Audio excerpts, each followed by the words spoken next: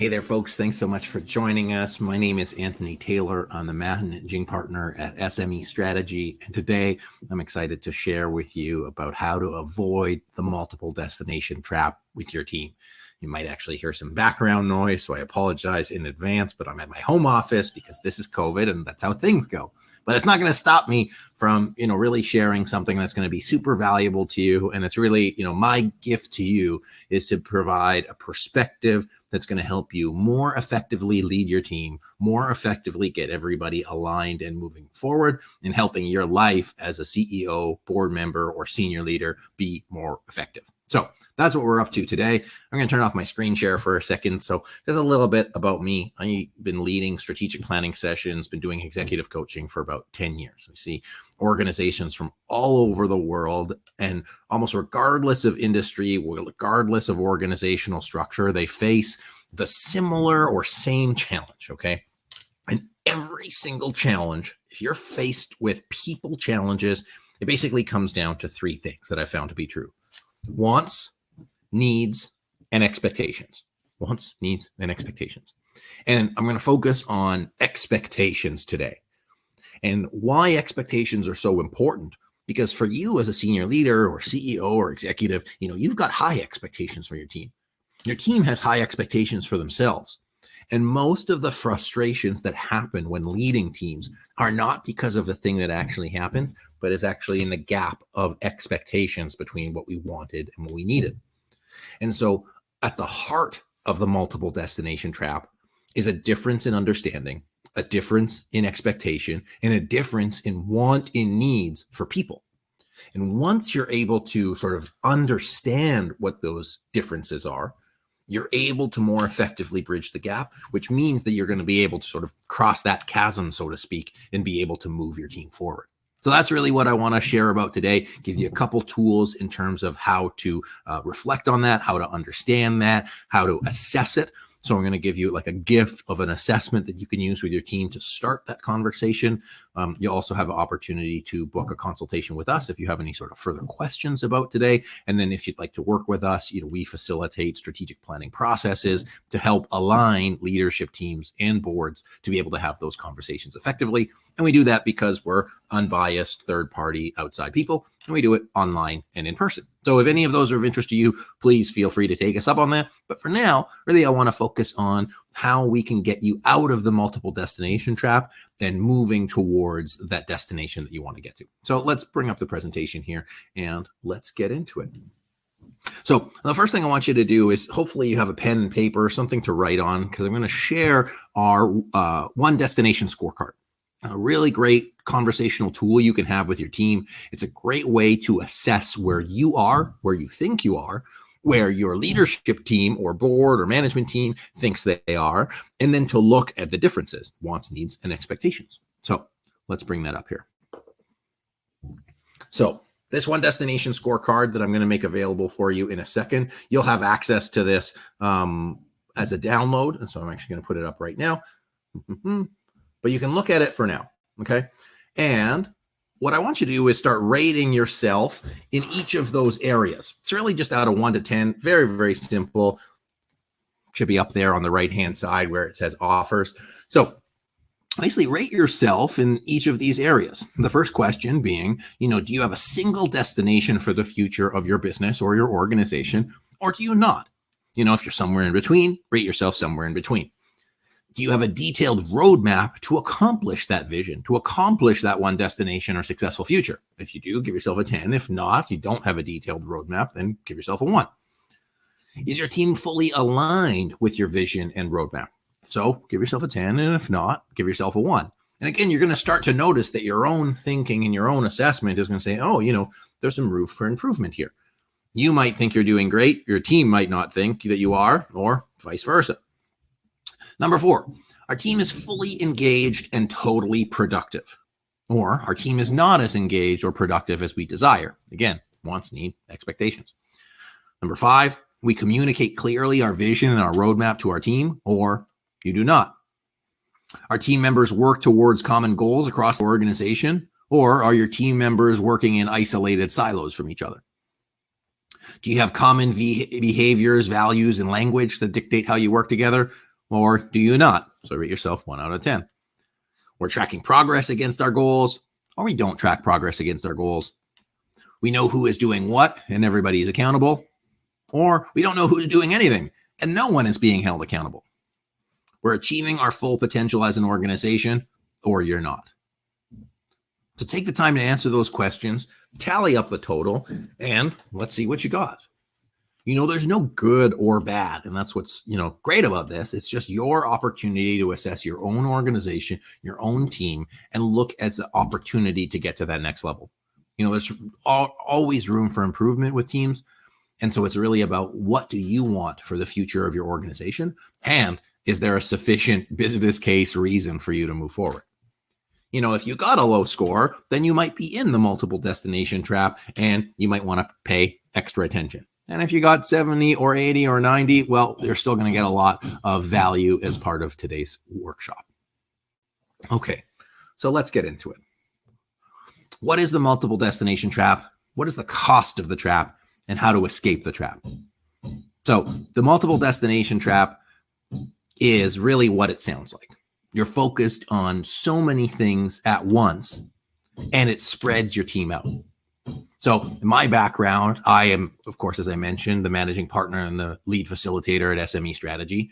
Work with small to medium enterprises, so not typically big corporations, but it's really organizations that have basically bootstrapped, that have grown, and they've basically got to a whole new level of their organization.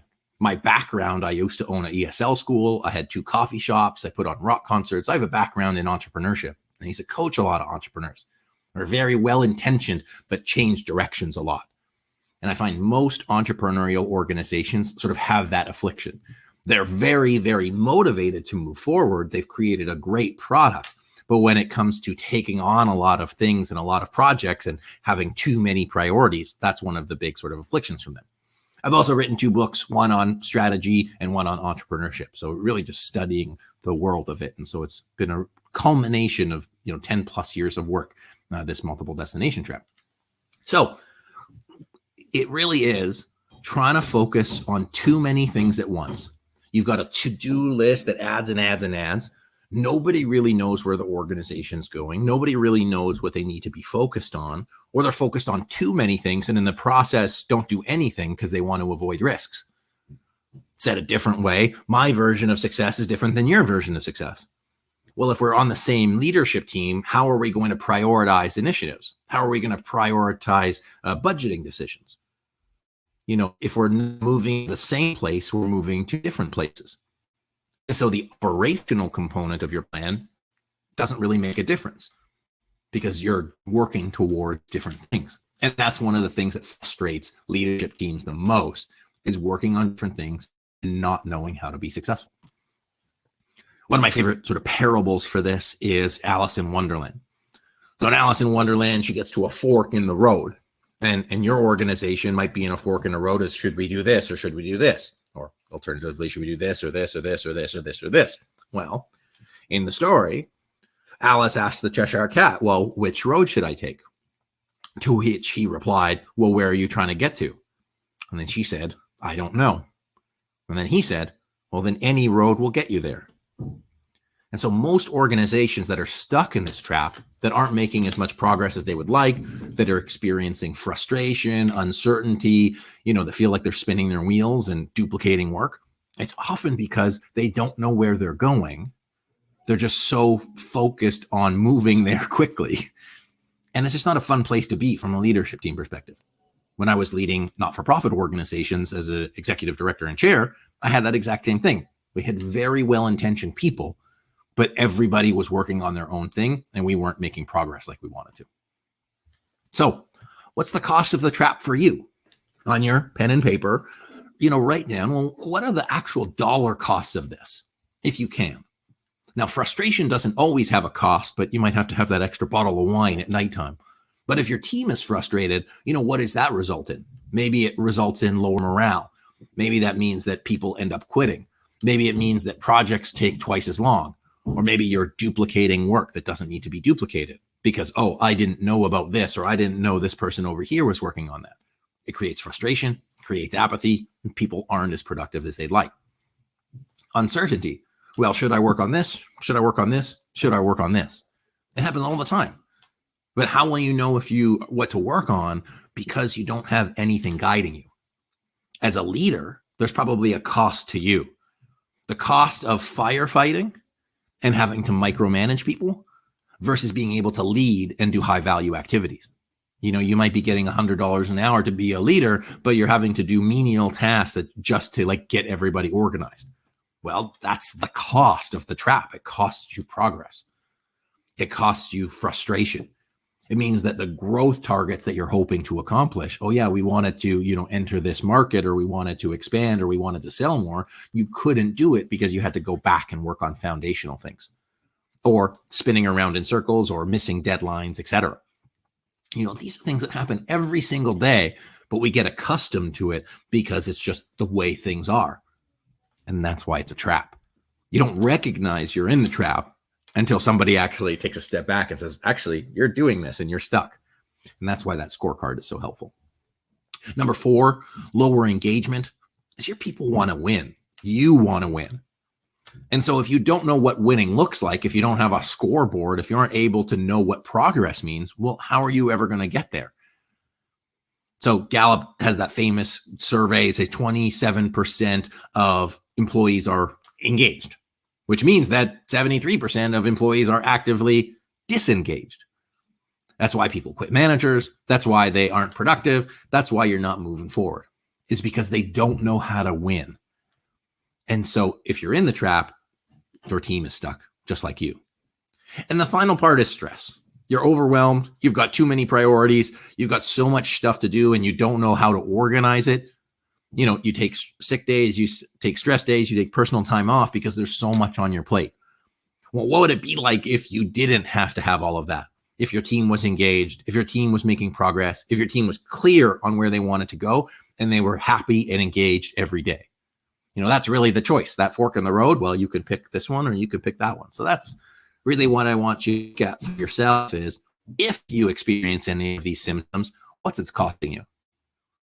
In most organizations, it could be 10, 100, $1 million in lost productivity. There's a cost to this. And so what is it for you? Only you can tell you. So how to escape, how to get out of the multiple destination trap? You need to change. And change is one of those things that most people don't like to do because most people are human, and change is hard and complicated. One of the stories I like is a man walking down the street, and he sees this dog on a porch, and the dog is sort of howling. He's like a whimpering howl, like it's my best howling dog impression. And the guy's walking by, asks the owner, he says, "Hey, why is your dog making that noise?" And he says, "Well, where he's laying, there's a nail sticking out of the floorboard." And the guy goes, "Okay, well, why doesn't the dog get up?" And the old man replies, "Well, it doesn't hurt that bad." And so I'm here to tell you that if the hurt isn't bad enough, you're not going to change. And so I invite you, contextually today is, those needs, wants, and expectations I talked to you about before, and the outcomes that you want for your organization. Is the pain bad enough that you're willing to do something and put something in place? If you're not going to put anything in place, if you're not going to change, you can probably hop off the webinar right now because it's probably not going to help you. But if you are willing to change, then I'm going to share with you a process and a structure you and your team can put in place to help get you to that new place, to have that clarity of direction, and to help you move forward to create a new future for what you want. But you have to be willing. It has to be enough. So what's the pain to you?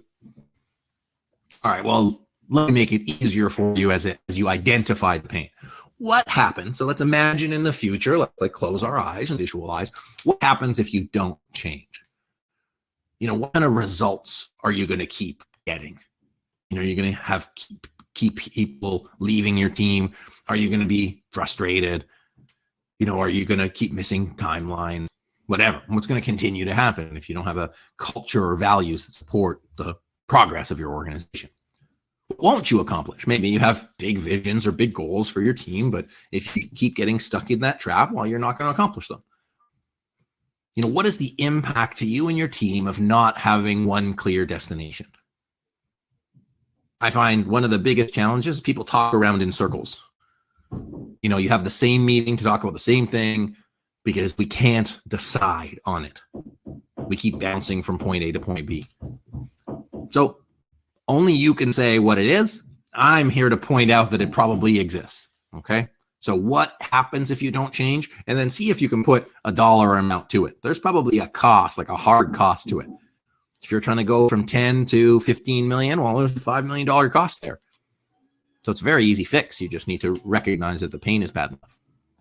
Okay, so here's the solution. Here's what I'm proposing for you in order to move this forward.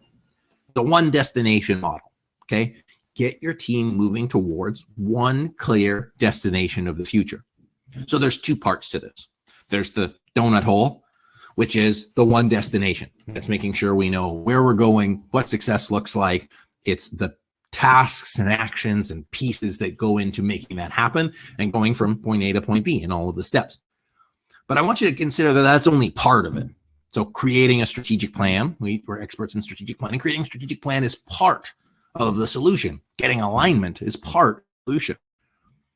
But in order to really fully make that new future happen, to make that one destination happen, you need to have three components to support the environment of that plan. You need to have one destination communication, so communication planning, to have your team work together, communicate together, and know who's doing what when. There's the values and behavior and language, the culture component of your team. Is your culture supporting your strategy? Famously said, the culture eats strategy for breakfast. So do you have values and behaviors that support the accomplishment of that new future? Do you have explicit behaviors that are going to drive that forward? Everything we talk about is moving from implied to explicit. So you might think we're all moving in the same direction, but are you? That's why that survey is really great. The scorecard's really great. So one destination communication, all of the communication structures within your organization, values, behavior, and language, how you do things from a personal standpoint, and then tracking and accountability. Do you have a scoreboard? And do you know who's doing what? You can have a great plan, but if you don't have the environment of the plan, it's not going to make a difference. So I'm here to invite you to say, hey, let's get both, the environment as well as the plan. So here's some things you can do right away. Here are some quick wins that you can do with your team right away to be able to help you escape the trap. Okay. So number one is get aligned with your team. Do that one destination scorecard, have the conversation to stay, get aligned, if not where you're going, but at least where you are. Because if you figure out where you are, then you're going to know the commensurate step to get where you want to. Next is align your strategy with your vision and purpose. Most people focus on what they're doing, not why they're doing it. So I invite you to use our aligned strategy development process. Everything guides by your vision, where you want to go, what success looks like. Your mission and purpose, who your core customer, fall from there. Focusing on one core group really, really well, serve a bunch of people poorly. Many organizations that I see, hey, half of them say we're going to focus on this group and half of them say we're going to focus on that group. Well, you're moving in two different directions because it's not clear and explicit. Third is strategic priorities. Focus on a couple things, do them well in order to accomplish your mission, to accomplish your vision. Your goals and objectives, what are the things you're going to track? And then the tactics, the individual granular things. So another way to look at that is everybody aligned at the vision, everybody aligned with, what we need to do from a strategic perspective, and then everybody aligned from an organizational perspective, aligning top down, bottom up. Okay. Next piece around getting alignment, how to move this forward with your team. I want to invite you to think about alignment different than agreement. So alignment is, hey, everybody can get behind the idea. We might not agree with every single component of it, but fundamentally, okay, yes, I want to go there. John Maxwell says a leader with no followers is just going for a walk. So what are you doing? Are you leading people or are you just going for a walk? The reason I say like choosing a restaurant is, if you've ever had to pick a restaurant for 10 or 12 people, you're not going to make everybody happy. But at least you can pick a restaurant that has components that everybody is happy with. So the same thing with an organization is you need to say, hey, here's our future, and rally your team around that future, get their consensus and buy-in, and say, great, like, do we all want to go here? Yes. Great. You might not have everything with everybody, but you've got enough to be able to move forward on that one core vision of the future. It needs to be clear for everybody. They need to know where they're going, and it needs to be specific, as in not open to interpretation. If it's open to interpretation, everybody is going to be moving in different directions.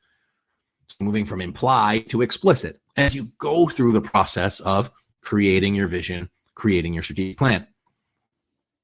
So the example I like to use is, let's go to California. Most people know where California is, and unless you're in California, it's probably something different. So if I say, let's go to California, and I say, hey, Jason, hey, Chris, hey, Jenna, and you guys want to go to California with me? And they all say, yes, that sounds fantastic. Well, my version of California means flying first class and going to Northern California and sitting on a beach and, doing Sudoku puzzles. Well, Jason's version of California is Los Angeles and shopping and eating at taco trucks all day. Jenna's version of California is going to San Diego and, going to art museums and looking around. And Chris's version, well, he wants to travel all the way around in a Volkswagen buggy and go to a bunch of different cities and just like move around and explore. Now, if I just said, hey, let's go to California, we all have that same idea.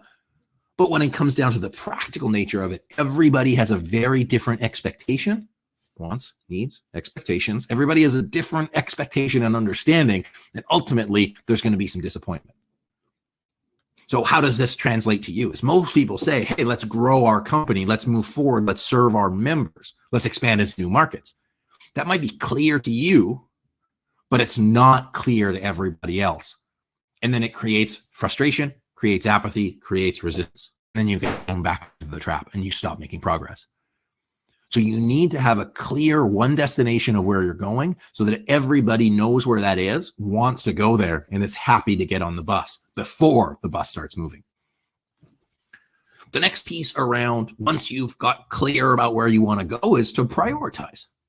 Okay, you cannot do everything despite our best intentions. And again, entrepreneurial people, I'm an entrepreneurial person. We work with entrepreneurial people. It's really bad at prioritizing. It's and. But sometimes and is good, but you have finite time, money, and energy. So how are you using your time, money, energy effectively? And is everybody on your team aligned on how we're spending our time, money, energy so that we can move forward successfully?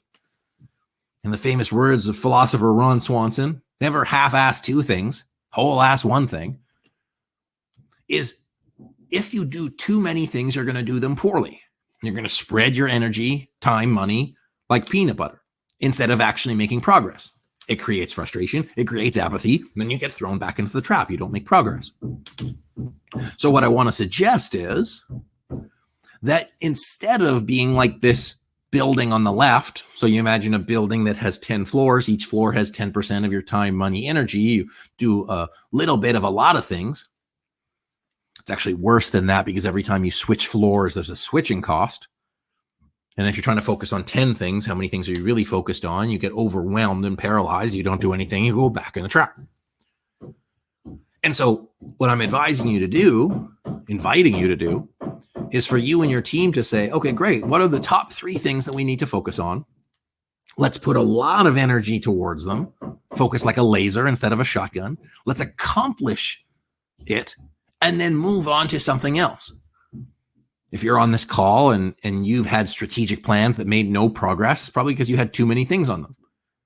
You say, well, we didn't make progress in this. We didn't make progress in this. We didn't make progress in this. And we didn't make progress in this. We didn't make progress in this. Because how could you? You just didn't have enough focus on it. So you're going to avoid the switching costs. You're going to make progress. You're going to accomplish it. You're going to move on. And it's going to help get you traction. So prioritize, do a few things well instead of a lot of things poorly.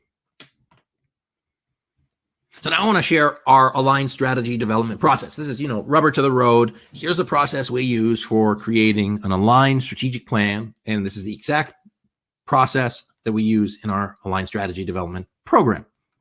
So if you do want to work with us, or if you're interested or even thinking about having a facilitator work with you, you can use our process and we can lead you through it. If you don't want to work with us, then you can use our process because we give it to everybody.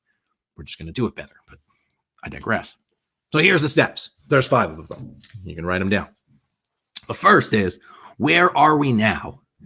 Get your team to agree and align on where you're at right now. What's working, what's not working, what opportunities do you have? You probably have more opportunities than you have time, money, energy to go after. And what's happening in the world around you so that you can build your strategy for the future, not build your strategy for the past. The One Destination Scorecard that's in the offers right now, you can check out and use. The next is, where are we going? What does success look like to us? If success was a place, how would we know?